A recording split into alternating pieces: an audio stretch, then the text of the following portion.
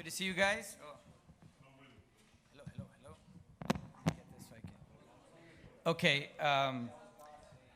About 2 weeks ago, we got together and we spoke about Amendment 4.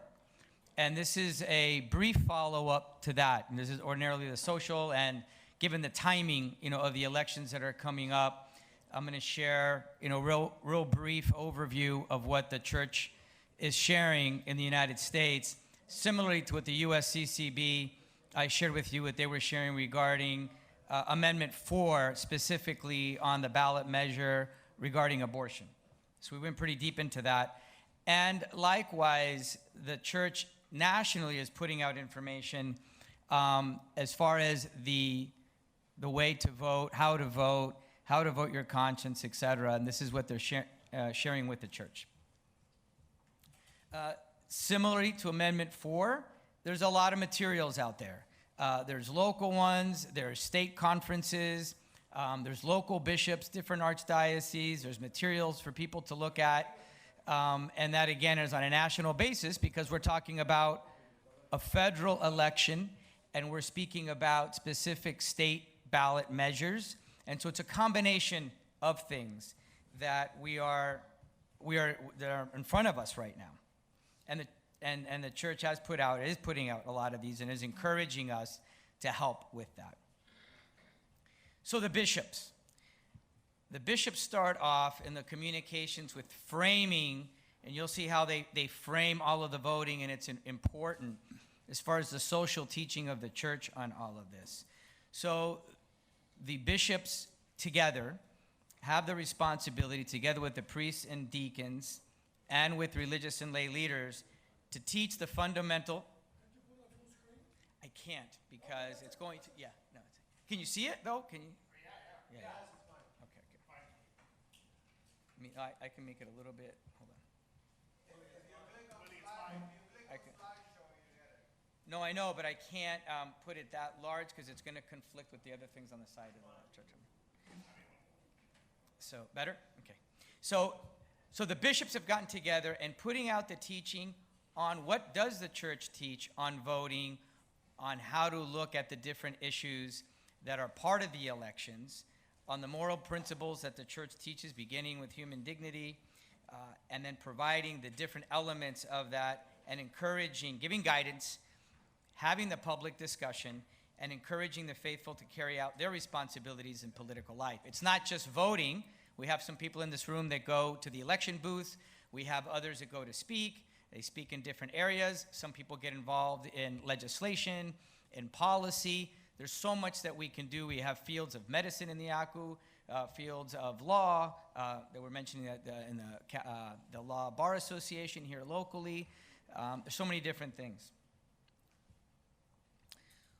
What it entails as far as the teaching that the bishops have given us. So it's catechesis, programming, down to the parish level that's interpreted and shared. Some parishes are sharing information, some are not. There's a reason why, and this is why we're going to go into this framing.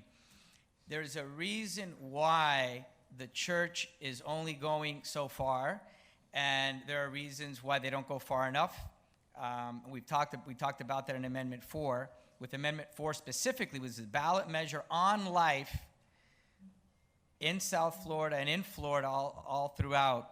The bishops are specifically saying vote no, right? And it is a measure having specifically to do with an issue and on life, and they have every ability to use the church properties and to use everything to practice our religious freedom on that. Now, when it gets into political candidates, specific candidates, and in elections, there are very significant laws, federal, state, and local, that impact what the church can and can't say, not without losing its religious liberty, but without losing its tax-exempt status. That would include the ACU.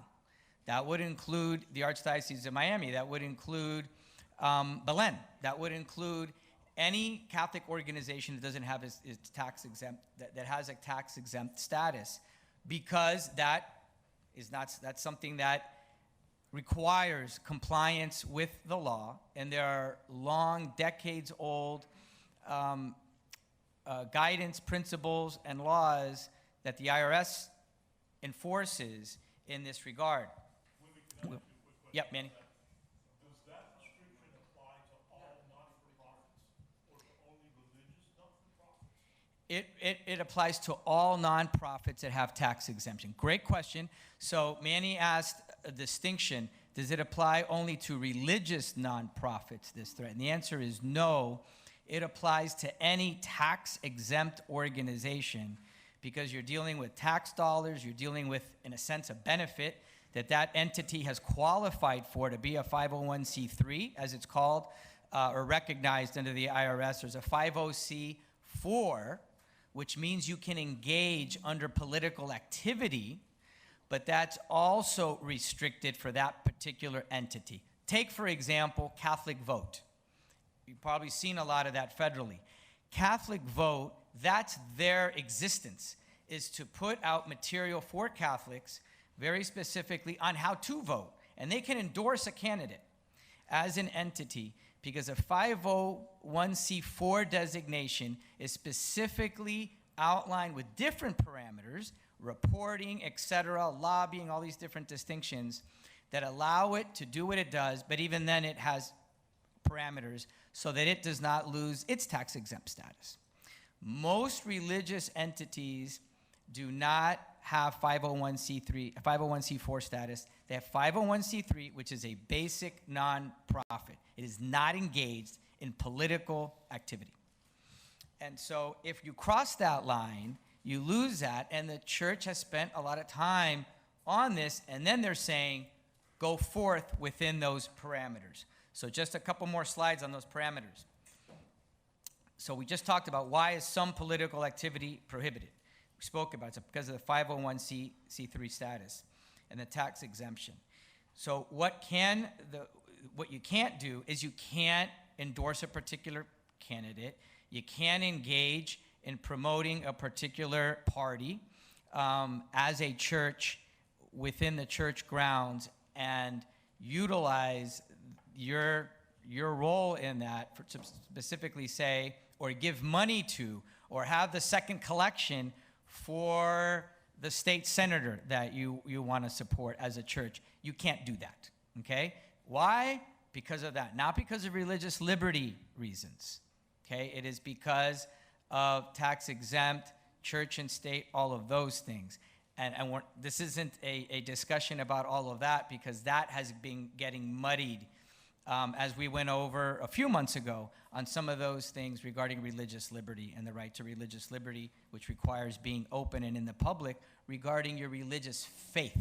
Regarding your religious faith is a difference between political support, even though it has to do with faith-based issues that we care about. What is permitted is you have a right and a responsibility, to weigh in on public issues as Catholics on all of these policies. So what can the parishes do? They can inform you on these different issues and what the church teaches about the issues. And then you have to make a decision regarding which candidates carry those and how they carry those out and whether you believe them. We heard some of that stuff on the debate last night. Part of the elements are, do you even believe that candidate is going to carry through with those things, even though that candidate is saying them, when you're weighing the gravity of the issues they're all grappling about. But what you can do is you can engage in advocacy against a specific ballot measure, as we spoke about and we have been doing. You can distribute materials regarding specific issues, not people, participating in nonpartisan voter registration efforts. A church can do that. Organizing and letter writing, and sponsoring voter education and forums, and certainly on church teaching. We are not restricted at all on any church teachings at any time. A lot of distinctions here, and important to understand that for that. So then as we go down the funnel, the church teaching and what the bishops have done is explain why vote, right? Well, this is part of faithful citizenship, right? And there's a document they put out, which we're going to go over excerpts of that It's about an 80-page document that they put out. So if you want to read it in more detail, it incorporates many church documents. I'll speak about that in a second. But in our faithful citizenship responsibilities and the teachings of the church, we have a duty to be informed in it and a duty to be involved in the political life around us and in the church, because it impacts society so much. And we have a role in that and a duty in that as Catholics and as part of the election process.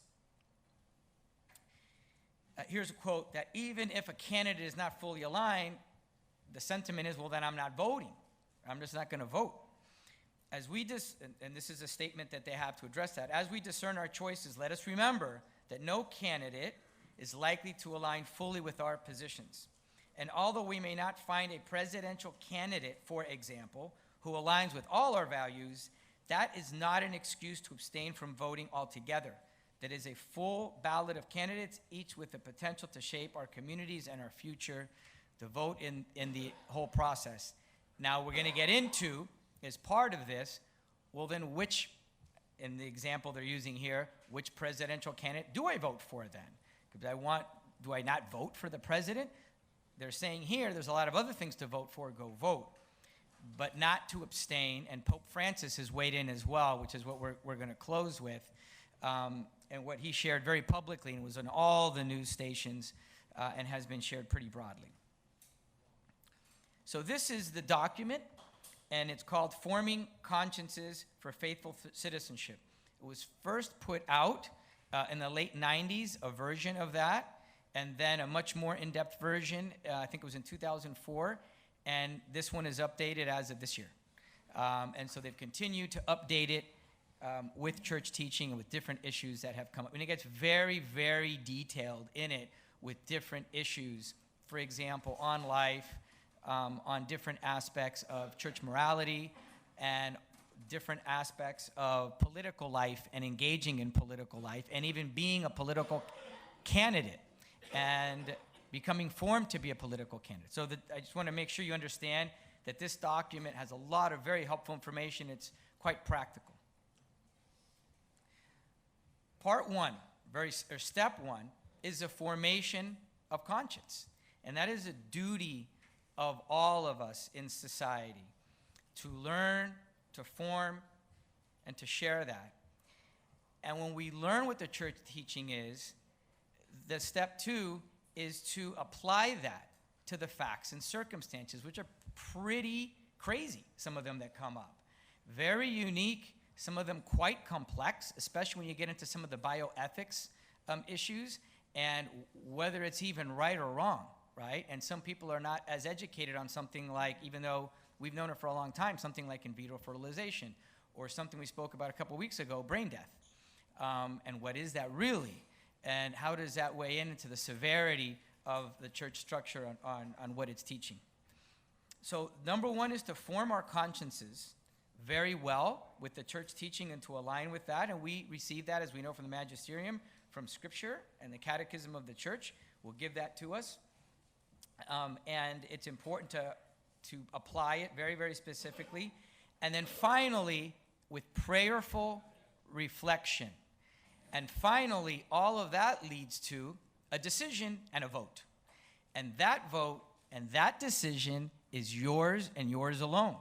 And that is between you and God. That is between your conscience. Now, a failure to form a conscience is already a failure of duty, and the risk is that you utilize your vote the wrong way because you don't have a full conscience in the first place. You can't have partial formation and then decide you don't want to learn the rest, right? And you cut it short because then it's not fully formed, and it could be incorrect, and it could be incorrect on a moral truth of severity, of priority, of essence. And so the importance is to form the conscience fully, especially on the important issues. There's a lot there. Full formation, and then rightful decision, aligned and as applied to the facts and circumstances before us, And it's very important that it be respected and understood that it's individual, person by person with God. And only they know how well they've been formed, and only they know how they're weighing and deciding. In the formation of the conscience, there is, and we know this well in the ACU and have studied it throughout all of our formation as agrupados over the years and different encyclicals, such as the Gospel of Life, and so many of the Vatican II documents. Intrinsic evil actions. There are certain actions that have a severity of evil to it. There are some things we must never do as individuals or as a society because they're always incompatible with the love of God and neighbor. Such actions are so deeply flawed, they're always opposed to the authentic good of persons. They are called intrinsic evil actions. They must always be rejected and opposed and must never be supported or condoned. Prime example is the intentional killing of innocent human life, as in abortion and euthanasia. In our nation, abortion and euthanasia have become preeminent threats to human dignity because they directly attack life itself, the most fundamental good and the condition for all others. And we'll get into this. This is living the gospel of life. And it is a mistake and grave moral consequence to treat the destruction of human life as merely a matter of individual choice. We went over this more deeply a few weeks ago. So when you have all these issues and all these things being debated, including last night, for us to walk away with that from the church teaching and say, well, there's 5 here and 3 there, I'm going to go with these 5. Or this one's more important to me, or there's 3 that I'm really against this candidate compared to this one. The only one that I don't like about this candidate is that they're against life. The other candidate, I don't like 100 things, okay? What are those 100 things is what we're learning from what the church teaching is compared to that one other thing. When you're dealing with one of those things being an intrinsic evil action, right, that we cannot dismiss as just another issue like a group of issues, such as abortion and euthanasia. Carlos. So just a quick comment, because not to mention the debate yesterday, but the fact is, they don't say the word abortion. What do they say? Reproductive rights. Healthcare.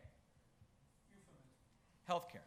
No, that is absolutely right. And abortion is not healthcare. So by changing the language, they're able to take that issue, they're trying to take that issue out. And that's another formation that we need to, so we go really deep as agrupados here, and we've talked about this at several sessions, even in the last several months, what's going on in our culture, right? And why is that there? What's happening with the laws? What's happening, for example, 2 weeks ago, we shared a bunch of statistics regarding abortion and identified that abortion happens 87% of the time, it's to unmarried women. 40% of pregnancies in unmarried women end up in abortions. Look at those statistics, right? It's very powerful. And as the author shared going into that, you go deeper and deeper and deeper, what's behind that has a lot to do with our whole sexual culture, the distortion of that, and the lack of God's design and order of marriage and family in it. So anything that starts to attack, whether through laws or through culture or through media or whatever it is, or through news, that's attacking at the very essence of what we're there to protect: human dignity, religious liberty, life itself, right? Definition of marriage. It's part of our life to be involved with that to the degree of our vocational call and our abilities, etc., tanto cuanto, with all of that. And the document goes into that tanto cuanto concept very well.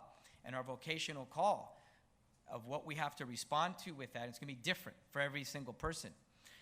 But to understand what's really happening in the debates, in the parties, in the laws, where we want it to go individually and collectively. Very important what's happening in our country right now, and very important what's happening across the world. The elections are so significant. You can see that there. Okay, so this is, let me make this a little bit smaller so you can see it better. These are other evils, okay? So, yeah, had to make it smaller. So, again, we started off with human life and dignity, right, as the premise that you start off with as far as the intrinsic evils. The second part of this is the misuse of these necessary moral distinctions as a way of dismissing or ignoring other serious threats of human life. So, for example, on the flip side, because this candidate is only there because they're against life in this way or that way, that's it. It's a one-issue election, right? There's more to it than what we just talked about. And that is the current and projected extent of these other things put together.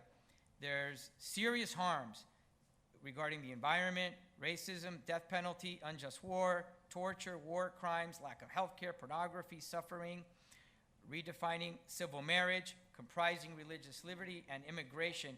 They're all serious moral issues that challenge our consciences and require us to act. So these are very, very critically important individually and as a whole, right? So it would be a mistake to discount them and not get involved with protecting these or taking these into account. But that is different from equating them to intrinsic evil. So let's go back to the top up here where it says 28. The first, when you're looking at these different evils together, we had just talked about the extrinsic evil of life itself. The first distinction is a moral equivalence that makes no ethical distinctions between different kinds of issues involving human life and dignity. There is a distinction. The direct and intentional destruction of innocent human life from the moment of conception till natural death is always wrong and is not just one issue among many. It must always be opposed. It's the intrinsic evil because of society being built upon that and the most innocent human lives as a definition. And there's a lot more language to it. So again, I'm giving you summaries here. So what you're saying is the intrinsic evil should weigh more than this other evil. Yes, right? There is a prioritization and the intrinsically. So, and that is what we went over specifically when the bishops have been very, you can go on the Archbishop Wensky's site, and they have a lot of really good information specifically on life itself and abortion, and everything connected to it. Okay. I'll read the bottom part here. Although choices about how best to respond to these and other compelling threats to human life and dignity are matters of principled debate, which they are, and decision, this does not make them optional concerns or permit Catholics to dismiss or ignore church teaching on these very important issues. We're to be engaged in all of these. Now, coming back to the culture of life, because it is part of it is part of what's being debated. It is part of what's being voted upon, locally, federally, state level. Rightly understood, this ethic, the culture of life, which what was prior paragraph, this ethic does not treat all issues as morally equivalent. That's what we were just saying. Nor does it reduce Catholic teaching to one or two issues. Okay? It anchors the Catholic commitment to defend human life from conception until natural death in the fundamental moral obligation to respect the dignity of every person as a child of God. It unites us as people of life and for life. Pledged to build what John Paul II called the culture of life. This is a real thing, and the culture of life is kind of treating it like it's old.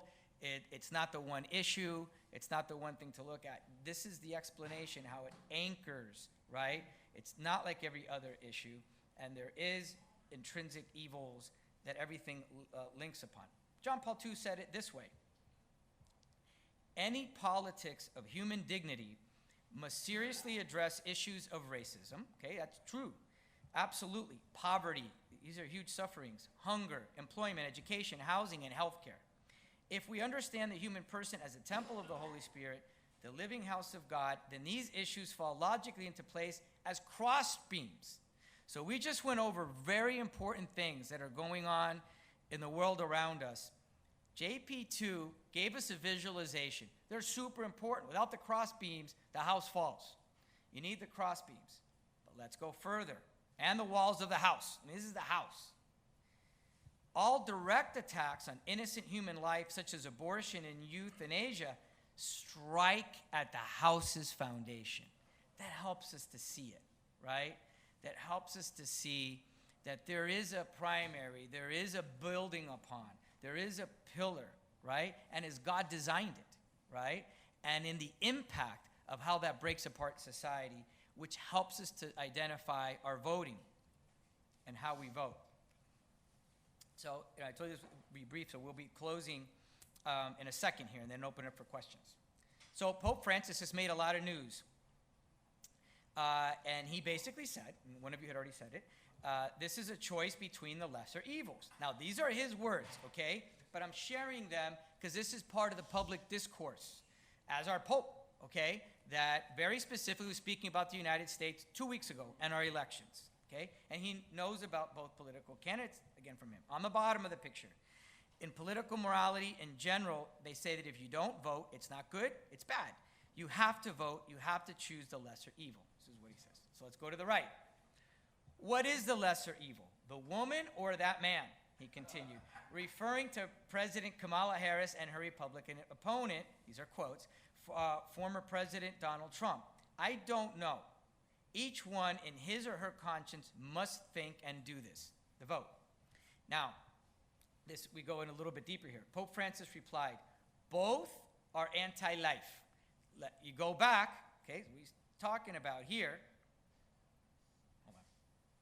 This combination here, right?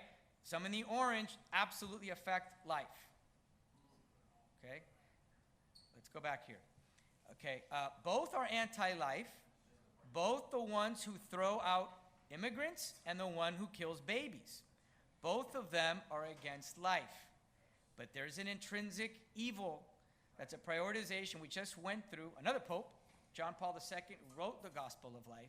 And Pope Francis, his writings, the specific one that came out from the Vatican on human dignity, the writings that have come out under Pope Francis are 100% aligned with JP2, with Benedict XVI, and the magisterium of the church, and everything we just went through as far as the intrinsic evils, etc. All of the writings of Pope Francis he's come out with are 100% aligned with what we just went through.